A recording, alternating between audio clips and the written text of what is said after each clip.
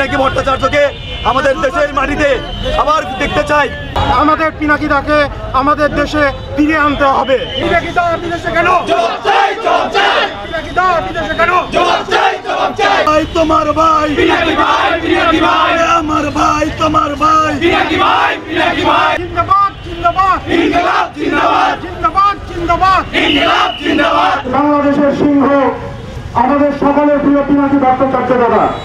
আপনারা সকলেই জানেন এই ফ্যাসিস্ট সরকার পিনাকি ভট্টাচার্যকে দেশ থেকে বিতাড়িত করেছিল, কিন্তু উনি বিদেশে থাকা অবস্থাতেও ওনার লড়াই সংগ্রাম অব্যাহত রেখেছিলেন।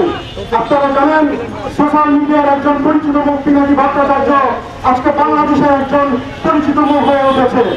উনি তার এই অ্যাসাইনমেন্ট থাকা অবস্থাতেও এই লড়াই সংগ্রামে তার যে ভূমিকা, এই যে আজকে বিপ্লবের যে স্বপ্নদ্রষ্টা এই পিনাকি ভট্টাচার্য, অথচ আমরা দুঃখের সাথে দেখতে পাচ্ছি যে স্বাধীন হয়ে পড়েও আজকে পিনাকিরা আমাদের সাথে নাই। আমরা অবিলম্বে আমাদের একটাই দাবি, আমরা সমন্বয় কেন্দ্রীয় সমন্বয় যারা রয়েছেন এবং প্রধান উপদেষ্টা আমাদের সর্বজন শ্রদ্ধা ডক্টর মোহাম্মদ ইউনূস সাহেব রয়েছেন, তাদের কাছে আমরা একটাই দাবি জানাতে চাই, আমাদের সকলের পিনাকি ভট্টাচার্যকে দ্রুত দেশে আনার ব্যবস্থা করেন। আমাদের শ্রদ্ধেয় বড় ভাই পিনাকি ভট্টাচার্য, যাকে ষড়যন্ত্রমূলক ভাবে দেশ থেকে বিতাড়িত করতে বাধ্য করা হয়, যাকে দেশ থেকে চলে যেতে বাধ্য করা হয়, তার সেই আমরা আজকে তাকে দেশে ফেরত আনার দাবিতে স্বাধীন বাংলাদেশে এরকম একজন স্বাধীনতা সংগ্রামী আমাদের মূল পথ প্রদর্শক সোশ্যাল মিডিয়া থেকে যিনি দুর্বার প্রতিরোধ করে তুলেছিলেন, তাকে দেশে ফেরত আনার জন্য আমরা আজকে মানববন্ধনে দাঁড়িয়েছি। বিশ্বমানের থার্মিক্স রড, সালাম স্টিল থার্মিক্স, দেশের একমাত্র থার্মিক্স রড। 90-এর দশকে যে স্বৈরাচার বিরোধী যে আন্দোলন হয়, সেখানে আমাদের পিনাকি ভট্টাচার্যের অতুলনীয় অবদান ছিল।